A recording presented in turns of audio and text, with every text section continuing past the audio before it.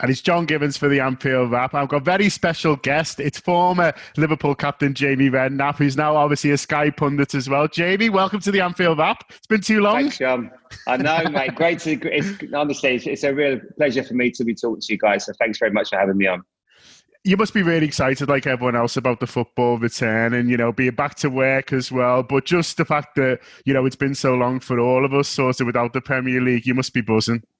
Yeah, absolutely. Listen, take the Liverpool situation aside. I think it's important. I think the nation needs a little bit of a lift. It's been an incredibly tough time with so many different issues in this period. Not only we obviously had the coronavirus, but everything else that's gone along with it. And I think it's right now that football hopefully can lift the mood, because it feels it's intense right now for everyone. I think everyone's excited about having a bit of enjoyment, something to talk about, something I think I'd use it as a positive thing to talk about, because we all love our football. Everyone wants to see it back on our screens. And listen, it's not ideal that the fans aren't going to be there, but I think that all the different TV stations are going to be doing their best to make it as good a product as possible. And hopefully we can give enough enjoyment to all the fans that are going to be watching it. And the players, I'm sure, can't wait. I know the Liverpool players certainly can't. Yeah, they were bouncing into training, weren't they? You saw the pictures of them. And look, you've been a footballer. The footballers always say there's nothing worse being out, if you're out injured or whatever. This must be this, sort of times 10, if you like, especially for these Liverpool players who were kind of so close. The frustration of not doing what you love, not even being able to go into training for a while must have been so tough for them. Yeah, you're not wrong. And I think, John, that to a certain extent, because it's so unprecedented. Normally, we can always sort of say, well, you've been out for an injury, and, I certainly had a few injuries at Liverpool, or time off, or, you have your summer holidays after playing international games. This is so unusual for everybody, because you're getting more time off than probably you've ever had before. No one quite knows. And I think what Liverpool have done in this period have just kept their dignity. They haven't said anything, because they've had to listen to all of us, to be fair, all the pundits, certainly from Sky, Jamie Carragher, Gary Neville, myself. What we actually wondered whether football would come back, because we're thinking, is it safe? A lot of players were nervous. Thankfully, in Germany, they've made it work. They've made it look as good as possible without having a crowd there. And they've shown it can be done. And I've spoken to Jordan Henderson. I've spoken to Virgil van Dijk. It must have been so hard for them, because they're desperate to get their hands on the trophy, but they've also got to be respectful of what's been an incredibly sensitive time for people, because people in this period, they've been losing their lives. So you've got to be very careful that you don't, like, football's important, but obviously making sure that it's in a safe environment for all the players and their families in this period was obviously paramount first and foremost. You're going to be busy when it comes back. I mean, there's so much on. I mean, Sky have got, I think, close to 100 games, some of them sort of free to air as well. So there's going to be kind of more eyes on you than ever. I thought you might come back with the 90s bowl cut, if you're that long. I know. My little boy gave me a haircut the other day. He's not done a bad job, actually. I know, get the old curtains back. Yeah, it's funny. I don't know about you, but we've all been reminiscing in this period. And I had some shocking barbers when I played for Liverpool. My goodness. I used to think I looked good. I was like, I should have done the Patrick Berger one. But he always used to put his in the thing, didn't he? But nah, it's... I've seen a few of the boys. I saw Bobby Firmino he carries anything off of his style. He looked quite cool. But it's all the boys, because I actually think back to our day. Really, we didn't used to sort of think what haircut you're going to have. Like, you've had it really short or really long. But nowadays, the lads are getting their hair cut before the game. It's so much. It's almost style is so important to the players right now. But I like what Liverpool do. They've got that nice balance of they're great role models, but they're also great professionals, and they've got a little bit of style and swagger with certainly the front three, and the midfield are hard working, and obviously the keeper and Virgil are amazing as well. If you're a fan of a team, you'd absolutely love what Liverpool stand for as a team right now. Forget the club, because we all know about the history, but the team right now is exactly what you want as a fan, because they don't stop working. They're incredibly skillful. They're a credit. They're a credit to football and certainly to the manager. What do you think it is about them that sort of sets them apart from the Liverpool teams, obviously over the last 30 years? Because we've had some brilliant players. You guys in the 90s, some amazing players sort of in those squads and throughout. We look at someone like Steven Gerrard's never kind of managed to win it. What do you think that sets this team apart that looks like they're going to do where all you guys failed? No, it's a great question. It really is, because I've thought about it a lot. I mean, I signed in 91, which was obviously the last time that Liverpool won the league. And for 30 years, I questioned, was it me? I blamed myself for a long time, John. And then obviously the captains that they've had in that period, and even Steven Gerrard, one of the greats, not just of Liverpool, of world football. He didn't manage to do it, and I remember being at that last Liverpool game for Steven Gerrard, and everyone was like, wow, what's next? I don't know if you remember it. I remember stood on that pitch and thought, Liverpool, this is going to be really difficult for Liverpool to recover from losing Steven Gerrard. And how quickly has this come about? I mean, it's obviously important that you get the right manager. I think that when you buy players, you have to buy a type nowadays. It's so important to have good quality professionals. And I think the work that's has happened behind the scenes with buying, you've only got to look at, obviously, Robertson, £8 million, £8.5 million, whatever he was, from Hull. You look at players like that. Virgil van Dijk, I remember saying, I'd seen Virgil at Southampton. I remember watching him at Celtic and knew straight away that he was going to be an incredible player. But Jurgen Klopp managed to persuade him to come to Liverpool. He wanted to come to play for Jurgen. He wanted to come and play for Liverpool. And the goalkeeper, I think, have just made that little bit of difference to the team. And everybody, to a man, they work so hard. I mean, I don't think I've ever seen, since in the last couple of years, certainly since Virgil and the goalkeeper come, I don't think I've ever seen a team outwork Liverpool. And I think that's incredible. They've got such a great work ethic. And then you add the skill of the front three. It's just a perfectly balanced squad, and some really exciting young players coming through as well, John. When you mentioned the captain I really want to ask you about him, Jordan Henderson, because you've captained Liverpool. You know that the extra pressure that brings, the fact that you're almost leading, this football club with a worldwide fan base. There's extra pressure on your shoulders, and how he's coped with that. And look, he was replacing Steven Gerrard as well. I mean, at least you didn't have to do that. Do you know what I mean? And just how he's grown as not just a player, but a person and a leader. You must be so impressed with him.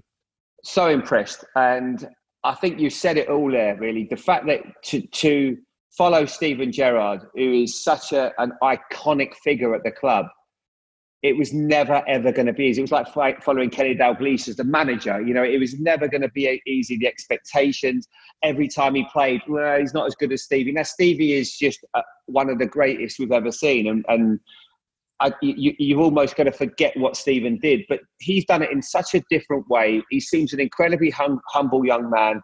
Even the stuff off the field in this period when everyone's found it difficult, the players' initiative, all the players that I've spoken to, everyone says, oh, well, Jordan did this. Jordan was the person that led us in this time.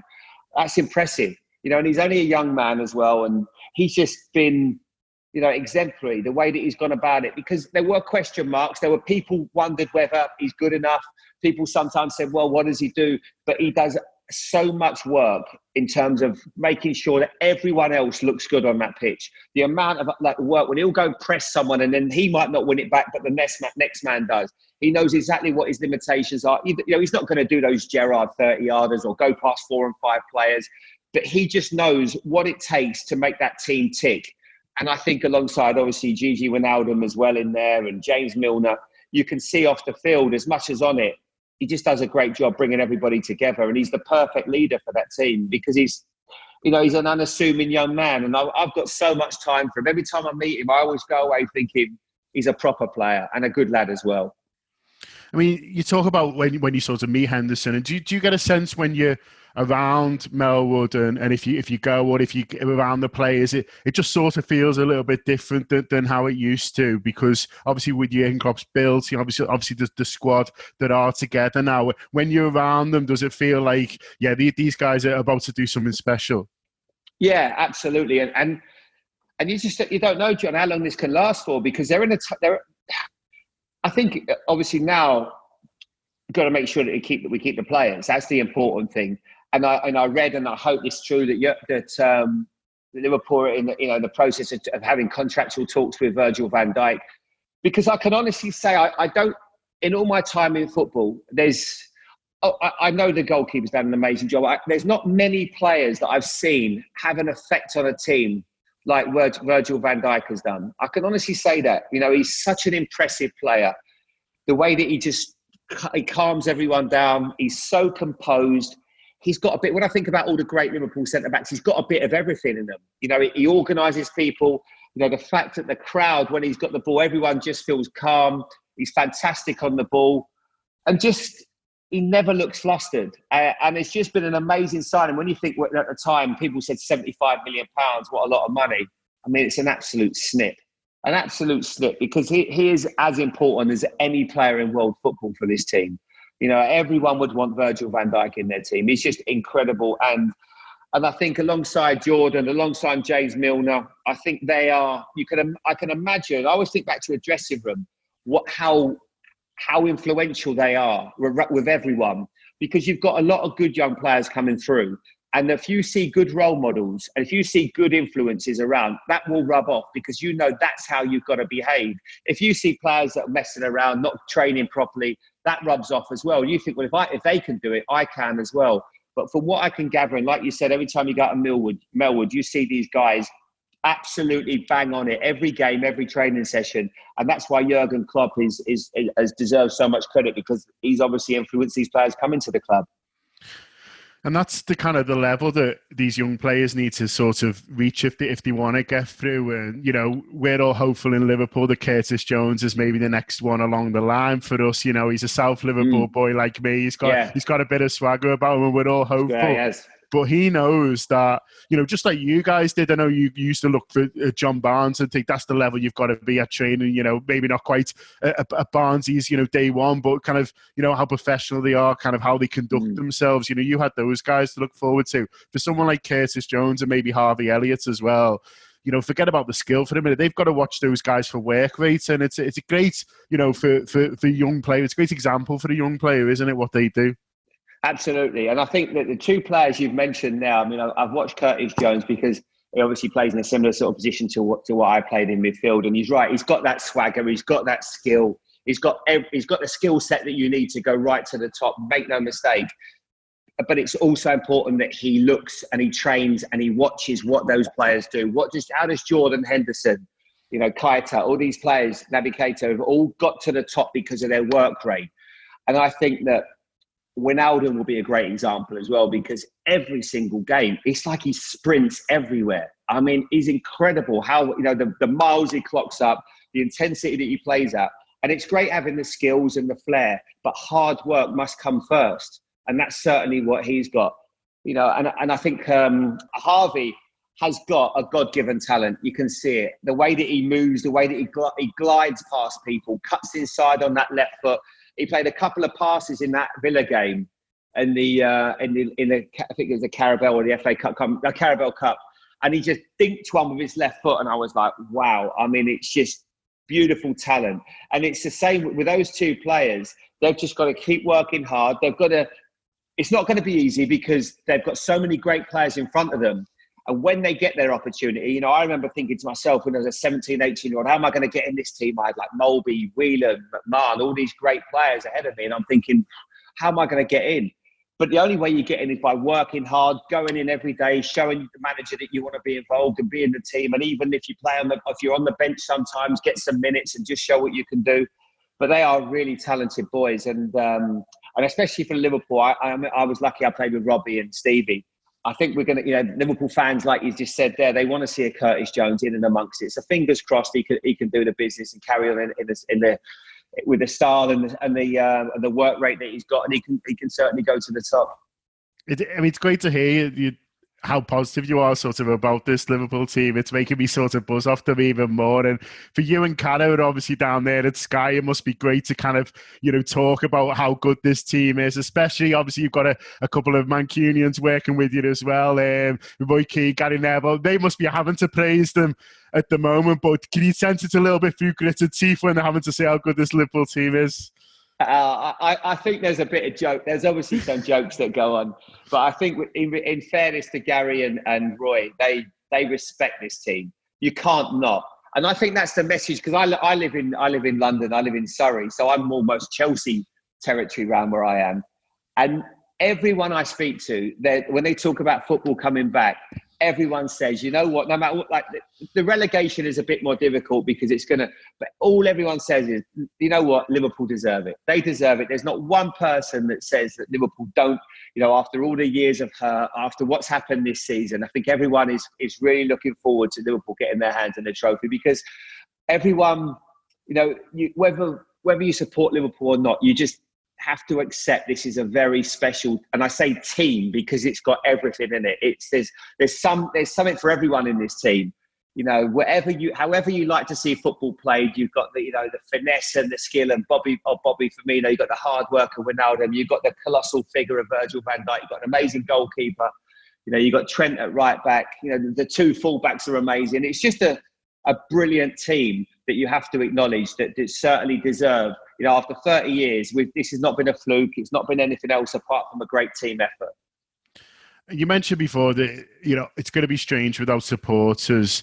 You know, the Liverpool's first games in Merseyside derby at Goodison Park, and it's hard to imagine many stadiums that are going to be, you know, as different as Goodison Park is. You know, you've played in Merseyside derbies at Goodison. You know, you already know what it's like. I've been in the away end. It's lively enough in there. For you guys on the pitch, It's so close. You're getting pelted. It's going to be so strange, isn't it, when you guys go there? You know, you obviously go for Sky now, but to go into Goodison and see a Merseyside derby without all their fans kind of giving it bifters, you know, giving those. Of course, that plays sticking. It's going to be weird. It is. I remember, like, when I think back to the derby, I remember my first derby when Beardsley scoring at, I think it was in the Gallagher. I was marking Beardsley. Obviously, Graham Souness. First half, it was like a whirlwind. The ball was flying everywhere, and then in the second half, I started to really feel comfortable playing well. And Graham Souness said to me, watch Beardsley. And I was playing as I was getting more and more confident, started to grow into the game. I remember sort of going and trying to get the ball, with the ball sort of turned over quite quickly. And I'm looking and I'm seeing Beardsley just to my left there. And it got played to him quickly. And he's got it out of his feet. And I think it was Mike Cooper in goal. I can't quite remember, and scored the winner. And I remember thinking, the roof come off the place. I actually remember, I can remember that noise, even as I talk about it now. Because it was a great place to play Goodison. But it was, let's just move that back, sorry.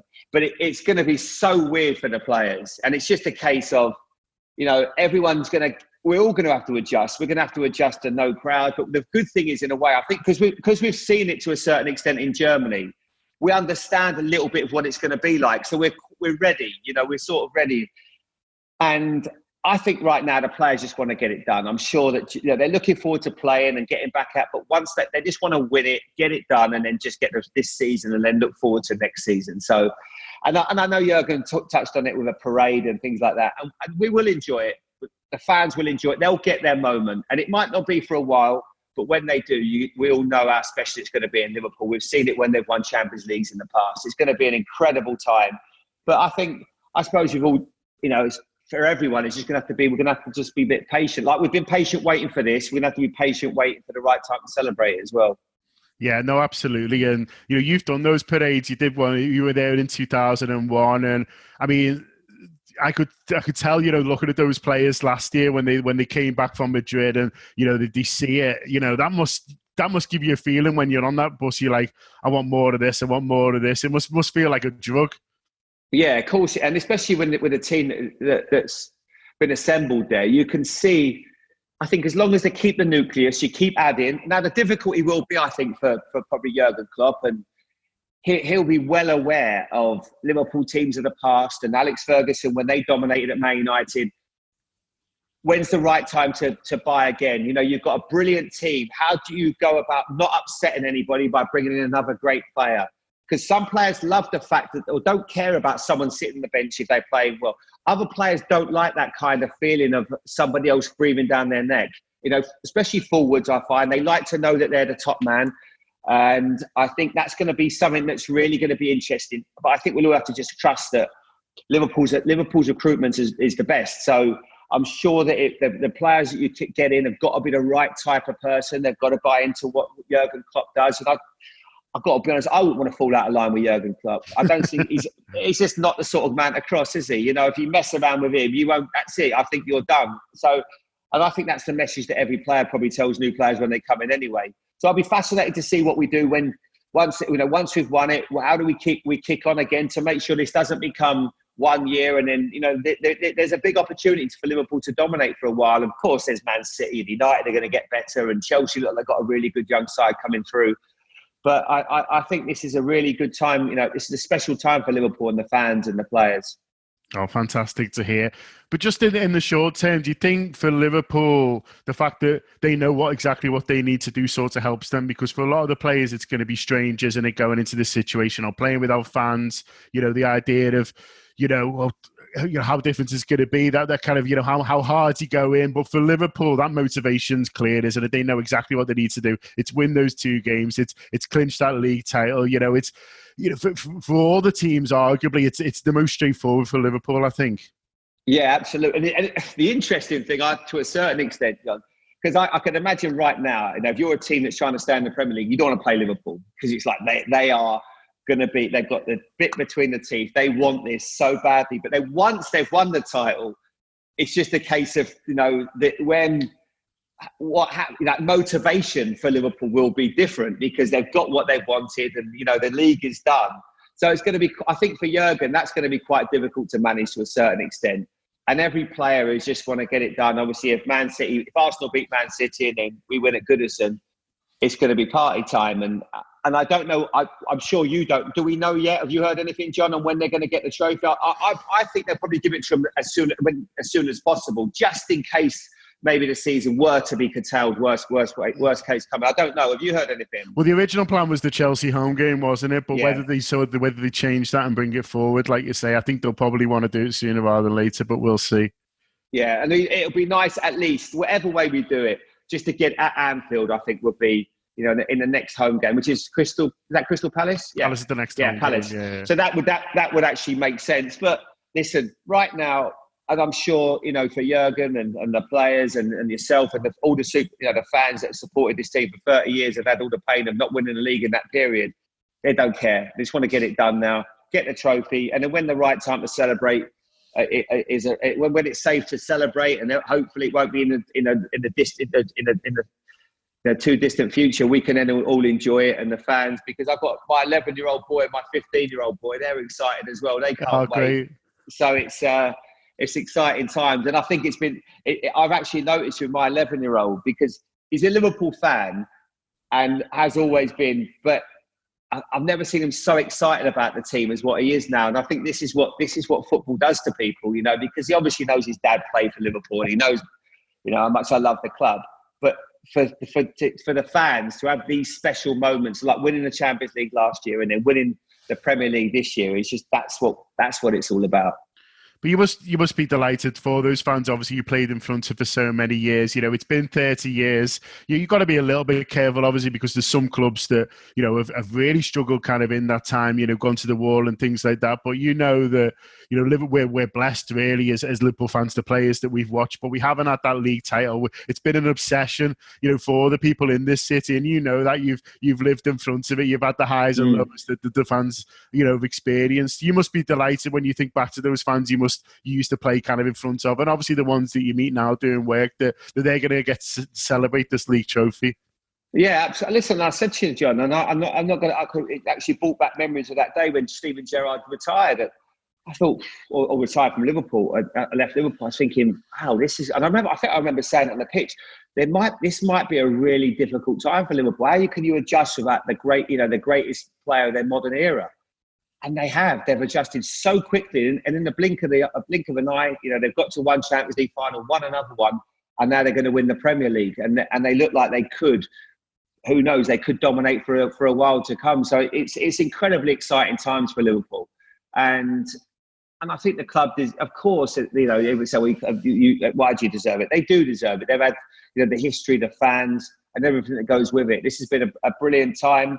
And even in the dark days, like you say, they've still won. They've got the Champions League finals. They've had all the great moments under Rafa. They've had some tough times as well in that period. But this is going to make up for all of it. And I think everyone's looking forward to Jordan and all the boys getting their hands on the trophy. And I'm sure everyone will be buzzing when it happens. And the manager as well. I think in terms of what the greats, the Kenny Dalglises and the Bill Shankleys, the Bob Paisleys, Joe Fagans, this man, is an incredible manager. And I've met him a few times. I don't think I've ever met anyone like him. So big, so imposing. And you can see, the first time I met him, I thought, God, he'd love to play for this guy. He's just got something about him, and it's real. When he talks to people, you can see why they run through brick walls for him. So just before we go, you've been so generous with your time, Jamie. Thank you so much in your stories. Thanks, but you're back to work effectively. I know you've been doing Sky a lot in the mornings and stuff like that. But have you got all the suits dry cleaned and everything? Because we're all having trackies now. I'll be honest with you. I know, mate. I know. I can't remember the last time I put jeans on. Never mind the suit. Have you got it all? Have you got it all ready? I know. I've got underpants here, John. I'm in the underpants. No, I tell you, it's weird actually because now, funny enough, all the shops open today. So my mate, who I get my suits off, I've had a few suits that were made a while ago for the summer because obviously we haven't had a summer, have we? And he said, "I'll come and get some." I noticed Cara on Instagram today. He's put a video up of he's getting his suits, but he's obviously Instagram, so he's probably getting his for free because he did an Instagram story on it. You know what I mean? You know what Cara's like. But no, I'm looking forward to it, mate. And it's funny. We've had our dates through the games, and it's brilliant. I'm buzzing because next week I was thinking. I sort of looked at my diary this afternoon. I thought, what games have I got next week? And I see I'm working 23rd, 24th, 25th of June. And it's just amazing. I can't wait. We're going to be doing it from the Sky Studios, but that's what it's all about. And it's my birthday on the 25th. So I'm thinking, what else would I be doing? You can't, and I'd love to see the kids, but I'd have a little party on the 26th with the kids and stuff. But I'm buzzing to get back and watching the football. And I think we all are. We need a lift right now. It's been an incredibly intense period for people, and hopefully the football being back, whoever you support, we can't wait to see it back on our TVs and seeing, because it's going to be interesting, not just for Liverpool, how it unfolds at the bottom end as well, and who gets into the top four. There's so much to play for still. Yeah, no, still those to play for. I was buzzing before, I'm buzzing even more now after that. Huge thanks to Jamie, and it's great to hear the affection obviously you've still got for the club and all that coming through. It's pleasure, mate. Thanks for having me. It's difficult because I don't always, that when I left and I had 11 years at the club, and it didn't always, a lot of injuries.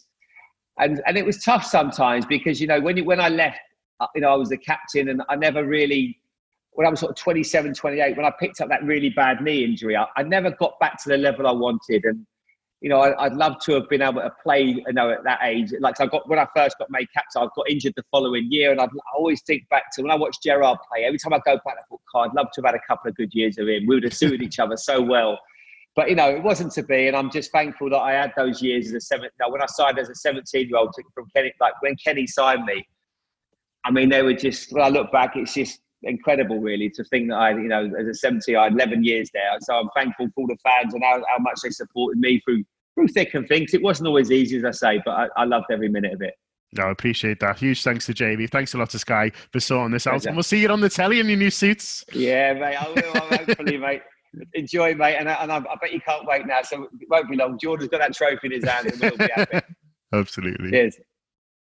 All right, the Reds, thanks very much for watching another Anfield Wrap video. Thanks very much for supporting the Anfield Wrap all these years, and particularly during the current crisis that we're all going through. We'd like your support on one more thing, and that is your vote in the British Podcast Awards Listener's Choice. It's really easy to vote for the Anfield Wrap in this. Just go to the BritishPodcastAwards.com/vote. You can search for the Anfield Wrap there, select the Anfield Wrap, make sure you verify your email. The email may well drop into your spam folder or your trash folder. Verify your vote. You've voted for the Anfield Wrap, you've done your bit, and hopefully when the vote closes on July the 6th, we're going to win the thing this time, because we've come second 3 times now to BBC-backed podcasts, and this time we want to win it, because you know what our mate Bill said about coming first and coming second, and this time we've got a thirst for first. So do your bit, please. Nice one. Vote for us. Vote for the Anfield Wrap. Up the Reds.